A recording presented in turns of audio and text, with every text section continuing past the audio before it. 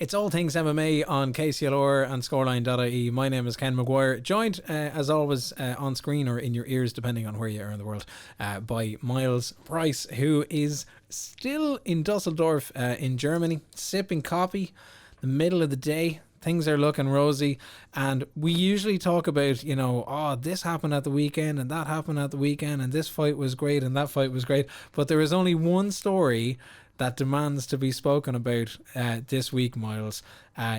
We have seen the announcement finally.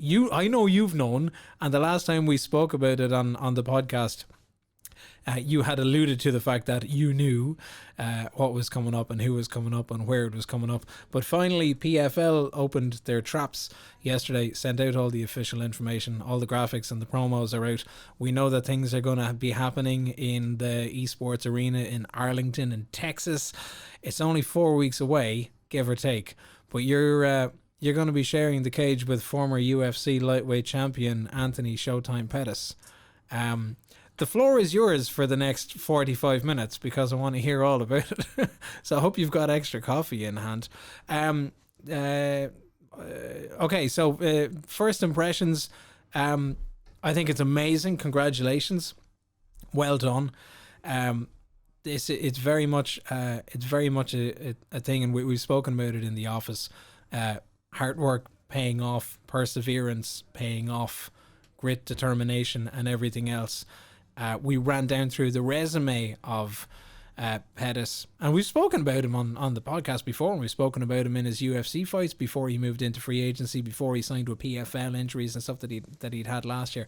And I can talk about this for ages, but one, how long have you known that this was coming up, and now that it's in the wild, what's the story?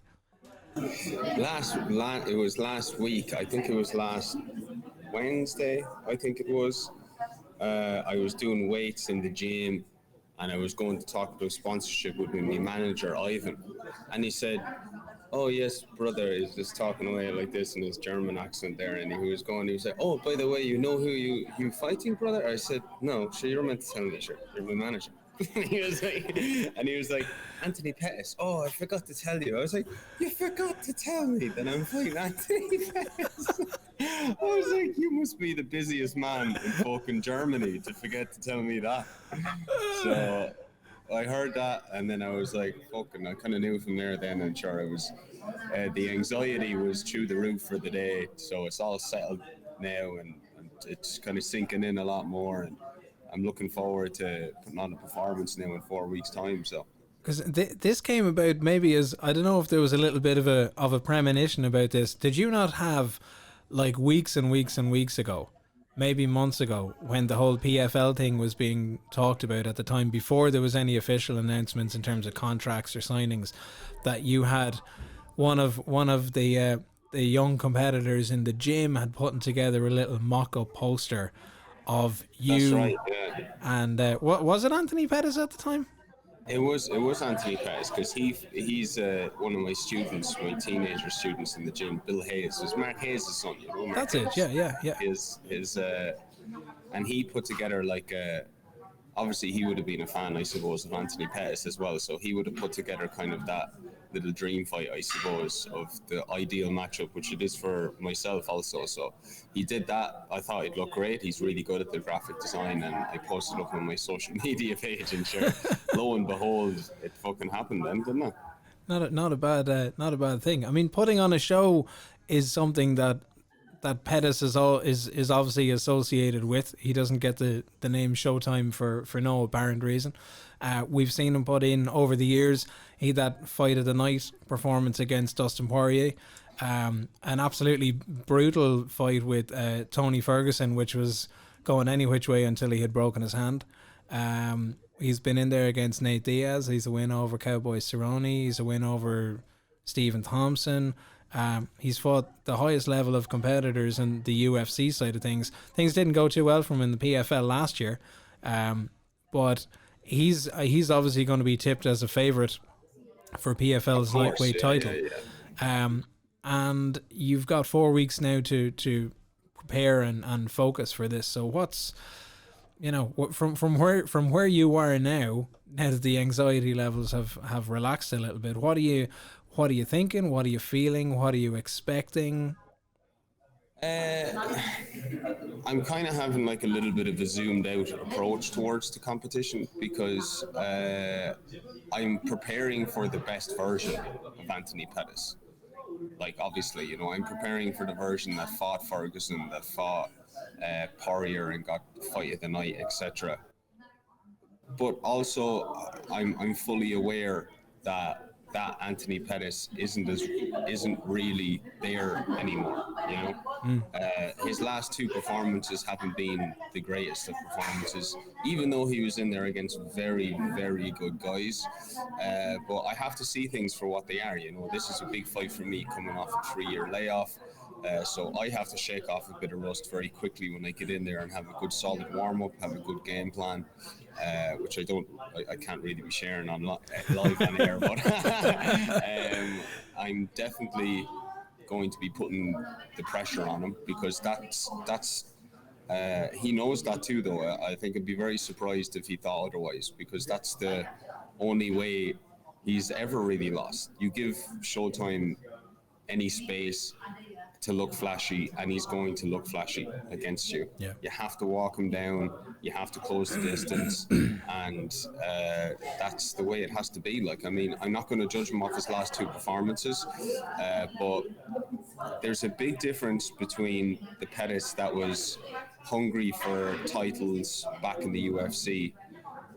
As you mentioned, the Ferguson, the fight, the Cerrone fight, the Poirier fight. There's a big difference between that Anthony Pettis and the one that's getting 800,000 to fight. Now, don't quote me on that now, but I've heard off multiple sources that's what he gets a fight, and that is a Per stupid fight. per fight. That's a stupid amount of money. So I don't know about you, but that I'm not getting that fucking payday anyway. So that motherfucker, I'm in there for 3 5-minute rounds. You've had your time. I'm walking you down, and I'm taking those paychecks. So fucking let's go. With that said, so you've there was a little interesting point there. Did you ever see yourself in a position where you would, in terms of caliber of competition, that you would be taken to the cage against somebody like Pettis? Yeah, I always thought it was a possibility for sure. Yeah, I think if you're an athlete, you'd always envision these types of scenarios where you fight again. Like, look, I'm not going to lie. I am a fan of Anthony Pettis. I would watch his fights throughout the years. I mean, if he's on the card, I'm going to watch him the next day on MMA Core. Like, you know what I mean? He's one of the guys that I would watch. So it's an honor to fight him, and there's respect there. But when I'm in there competing against him, he's just another body. Like, I'm gonna have to walk him down, and I'm gonna have to do what I have to do. Like, he's very good. Like, there's no doubt about that. You know, I have to be careful of his striking. And he's been working on his boxing, and for good reason too, because Clay Collard outboxed him pretty much in this fight.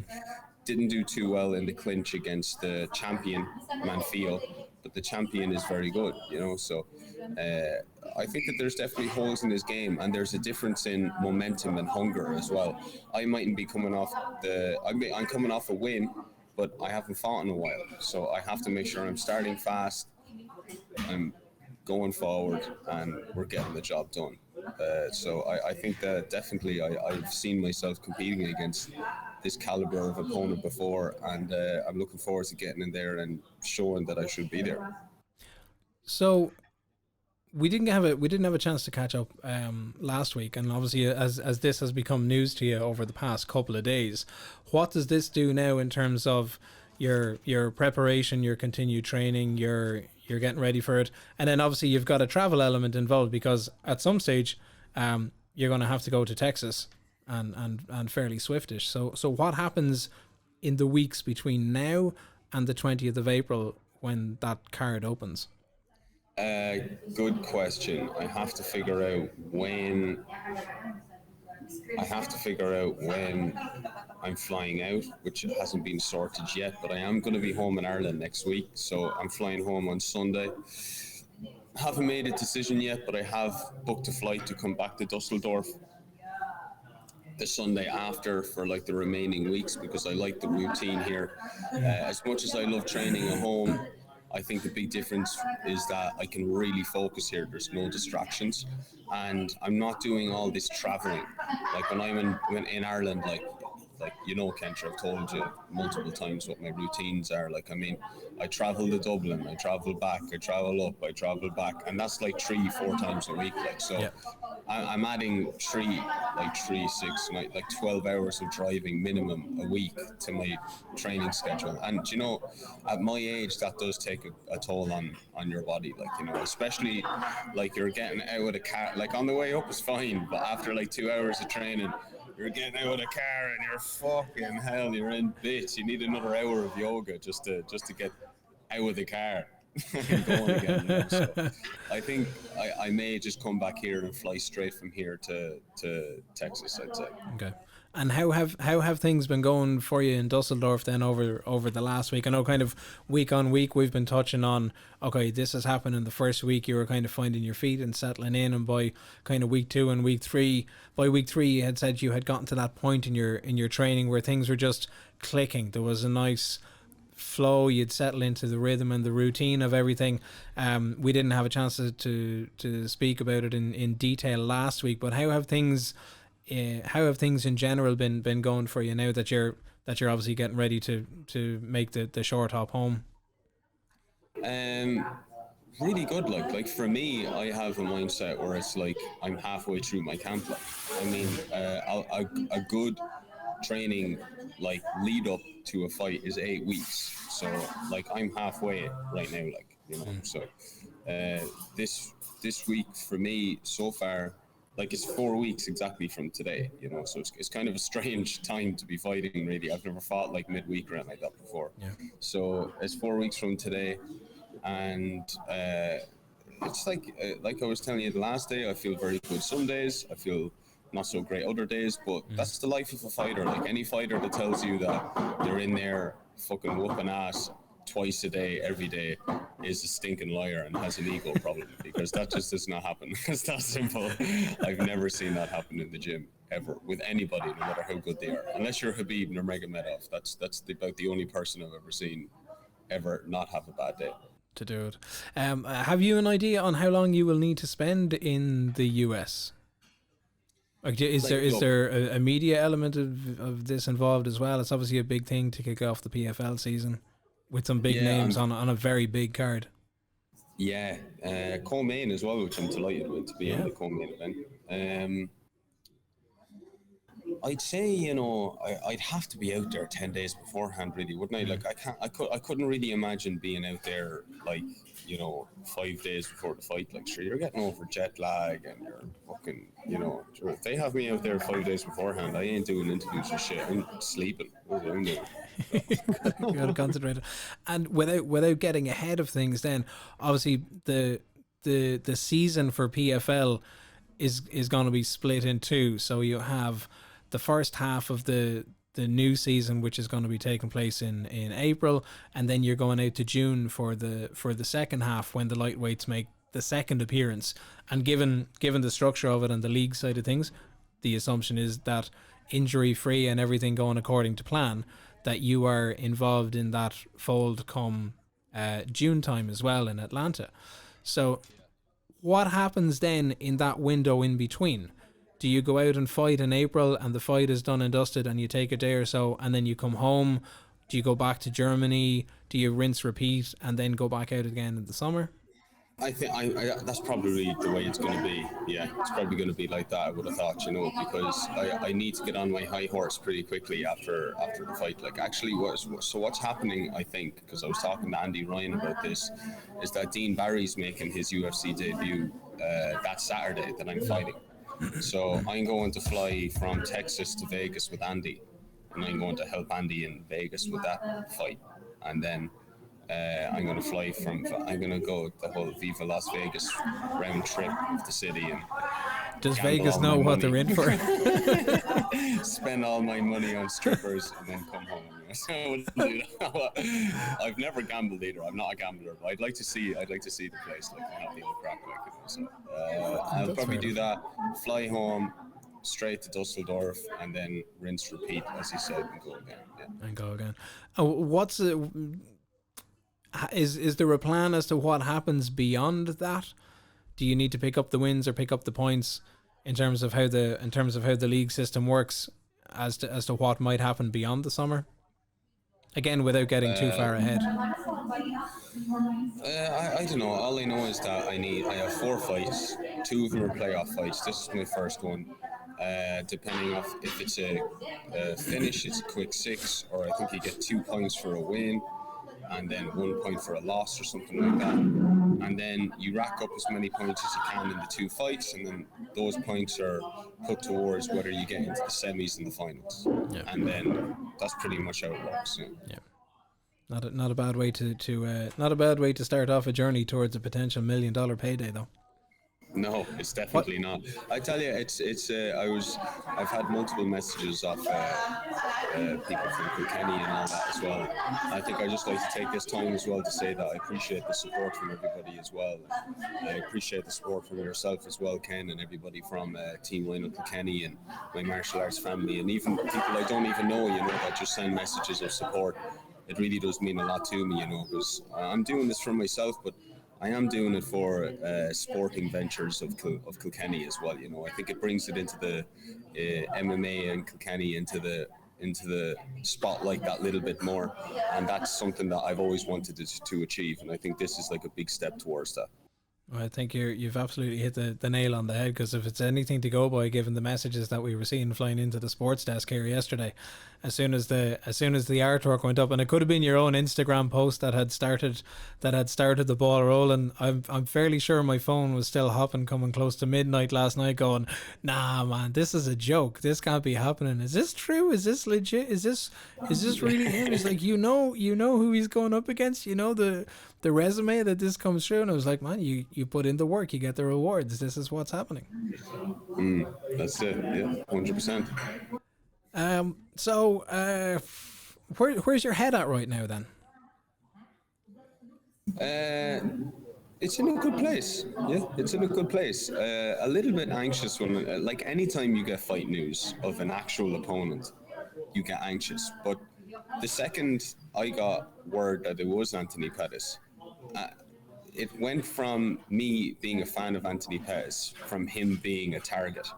And that's a very, very, very swift shift of your mindset that happens as an athlete, you know. So I no longer see him as some guy that I used to watch on the television. Like, I mean, he's someone that I have to get through now. Like, and he's an obstacle, he's a puzzle that I have to figure out, and that's all I see him as. That's all I see him as now. Like, to be honest with you.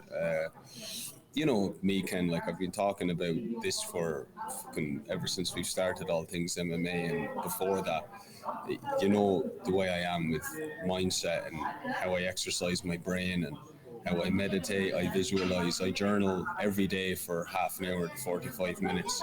I do dream analysis every single day of my subconscious thoughts. Like, I mean, I delve very deep into the mental side of things. So whatever disturbances or whatever things that are going on up in my head, which is very natural when it comes to fighting and challenges and you know, things that you need to go through in order to actually, like, progress and become a better version of yourself and reach your full potential. I manage on a different scale, I think, to Pettis. If I was being completely honest with you, you know, I don't think many people go to the extent of the mental resilience I do, like, you know. So I feel like that's a huge advantage for me, and I think it's a huge advantage for any opponent I go against next. I mean, for you, it's going to be very much like it's quite. It's a lot more straightforward to look at Pettis, and you've referenced it already, that he's a different fighter to what he was a couple of years back in the UFC. That the PFL side of things didn't work out in terms of his performances as well as they could have for him last year. But you've got access to this material, so you can look back on that and you can see this is what he was up to in 2021 and this is what he was up to in 2020 and 2019 and everything else. And you're going back to February 2019 to Bellator 217 between yourself and Peter Queally in that co-main event in Dublin. And that's the last, in terms of looking, if somebody's looking ahead and looking for tape or looking for, oh, I wonder what Myles is going to bring to the fight and I wonder what this style is going to be and how that matchup is going to be, could that be seen as an advantage on your side? If he's looking at it going, okay, on one hand, maybe I'm just going to look at Myles Price and I'm going to go, I don't care who he is, I'm going to run through him, because like you've said, the person just becomes a target and it's your job to get past that target. But if you're getting into the nitty gritty of having to figure out that little puzzle, what is this person going to present? How is this person going to present that fight? You might have a bit of an element of mystery about you, given the layoff. Yeah, and of course, guys are going to look at. I don't think. This is just an assumption, and I don't really like making assumptions. It's a what if, He's more than likely going to have his coaches look at these things. I don't look at guys' fights, I'm very tempted to look at his last two fights against Clay Collard and Manfio, but I don't think that does any use to my psyche personally. I really like the idea of letting my coaches watch all this material and then breaking it down and then telling me what to do in training. Like, I'd much rather that process. Now, that's not to say that I'd be completely fine with looking at those, because I've already seen those last two fights. I looked at those last two fights when they happened. So, I remember looking them up and watching them because I was interested to see how he was getting on inside the UFC. So I know what happened in the fights. But in regards to me staying focused and not focusing on things that are taking up my energy unnecessarily, I think a fighter is always better off getting their coaches to break these things down and to just tell them what to do in their training. That's always a better route, because there's that disconnection then from the person itself. It's just the objective within your training and the goal at the end of the training camp. Yeah. Well, with the end of the training camp in mind, and you've mentioned that you're going to look to come back. You're going to look to come back home this coming weekend. You're home for a couple of days, and then you've got your return flight booked out to Dusseldorf. What happens for you in that short window then between the time you're in Dusseldorf and the time you've got to go to Texas? Are you focusing on weight? Are you focusing on, specific elements or aspects of your training, or what's going to unfold there? Oh, of course. I'll be honest with you, Ken, nothing much changes. The last 2 weeks these last 2 weeks are going to be my last 2 weeks of hard training. So from now to not next Wednesday, the Wednesday after, they're going to be my last two really tough sessions, where I have to lay it all down in the training sessions. Like Tuesday, I just went to fucking town on everyone in the gym. I just went because I heard about the news. So obviously I was hyped. I didn't give a flying fuck if I was taking you down or you were taking me down or you were throwing spinning fucking heel shit kicks. I was coming at your ass, and that's that simple. So that's the attitude I have for the next 2 weeks. I'm coming at you no matter who the fuck you are. And that's kind of the way it's going to be for the next 2 weeks. And then everything's always going to be revolved around things in balance. There's no switch of one thing to the other. The only major switch is in 2 weeks' time, I start tapering my training, which means that I reduce the volume and keep the intensity so that my body's priming for a performance. It's priming. I'm not letting my body get to a stage where it's worn out before the competition. So that's the only shift that happens in 2 weeks' time. Everything else is a fine balance, because I can't leave behind the nutrition, I can't leave behind my training and the routine, I can't leave behind my mentality, and I can't leave behind other things as well. If I have to study every day, that's one because that's like my little zone I get to. Like every single day, if I don't study and I don't, I study psychology and doing a course in it as well. And I read pretty much every single day as well. So I need to get lost in those things as well. to balance my life. If everything's about fighting all the time, even if it's a fight of this magnitude, I'm worn out before the fight even comes. Not physically, but mentally. So you got to have that balanced lifestyle too. You know what I mean? It's like, look, the fight will be over in 4 weeks' time, and the world will forget about it within 2 weeks, and then my life moves on. To the next fight. Yeah.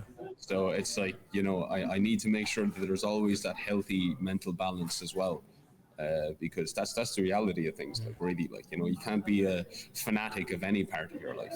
Everything has to be in sync. Is there any concern about being worn out before fight time? No, jeez, no. Anybody that knows me, fucking, me, sure can. Like, I don't let that shit happen. Like, Yeah, to be fair, I kind of knew the answer before you were going to give it anyway. no, it's not. That doesn't happen. I am, in regards to being particular about how I peak. I'm very particular about how I peak. Yeah. Well, on that note, and just conscious of the time and where we are, and under the assumption that we're going to get to do this again next week, or hopefully that we'll get to do this again next week, I'm going to park things there, and I'm going to wish you the very best of skill for this now. And I know we'll talk again, but on a local side, it's obviously huge news, particularly for the MMA side of things. Fantastic poster and opportunity for the gym, but an amazing opportunity for yourself. And I'm hopeful that only the very best of things are going to come from this. Thanks very much, Ken. I appreciate that and the support as always. Thank you. On that note, this has been All Things MMA. I've been Ken McGuire. This side has been Myles Price, and we'll do this all again next week. Good luck.